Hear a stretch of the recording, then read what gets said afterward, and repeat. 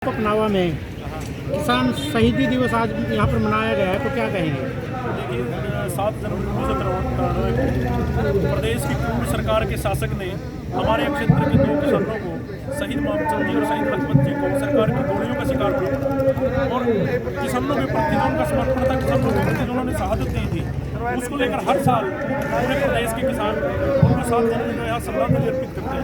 इसी को लेकर आज चुरू माजरा में भी उनको प्रदेश भर से किसान और भिन्न किसान क्षेत्रों के जो लोग आए हैं उनको सच्ची श्रद्धांजलि अर्पित करते हैं और उनके किसानों के प्रति उनकी शहादत को याद रखते हुए आने वाली पीढ़ियों से भी आने वाली पीढ़ी में एक सबक लेकर उनके दिखाए हुए कदमों पर चलने का यहाँ संकल्प। आज शहीदी दिवस पर किसानों से क्या अपील करेंगे और क्या संदेश देना चाहेंगे? सबसे पहले तो मेरा पूरे प्रदेश के और देश के किसानों से अपील है कि जब तक हम अलग अलग दिशा में चलते रहेंगे, अलग अलग तरीके से काम करेंगे, तब तक ये सरकार हमारी मांग मानने वाली नहीं है। पूरे देश के किसानों को एक मंच पर एकजुट होकर, इकट्ठा होकर इस निर्दयी सरकार को, इस तानाशाही सरकार को जिस तरह से दिल्ली में झुका कर आए थे, आने वाले समय में भी वही 3 कृषि कानून जो दिल्ली में देश के किसान दिल्ली से वापसी करवा कर आए थे पिछले दरवाजे से, और किसान सरकार 3 कृषि कानून लाने जा रही है।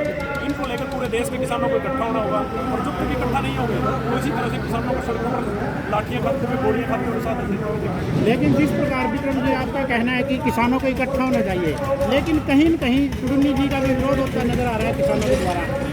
मैं ये कह रहा हूँ, विरोध किस तरह का विरोध?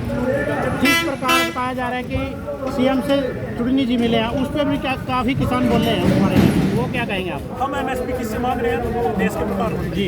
हरियाणा की जो मांगे थी 12-13 मांगों को लेकर हरियाणा के मुख्यमंत्री से मिले, अब प्रजा मिलेगी किससे? मुख्य राजा से, शासक से।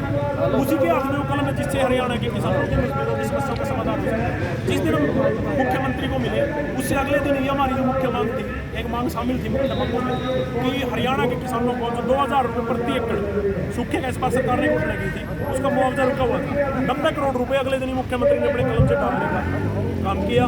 और भी जो मांगों को लेकर के अपन देकर आए थे, मांगों का मांग पत्र देकर आए थे, उस पर हरियाणा सरकार गंभीरता से विचार कर रही है।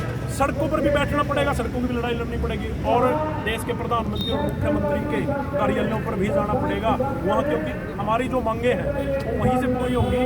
और हमें ये जिद भी नहीं पकड़नी चाहिए कि मैं मुख्यमंत्री से नहीं मिलूंगा, मैं प्रधानमंत्री से मिलूंगा। फिर हम मांग किससे मांग रहे हैं? तो किसानों की और मजदूरों की और हर वर्ग की समस्या को लेकर मैं तो सभी को सरकार के पास जाना चाहिए और अपनी मांगों को मजबूती से उठाना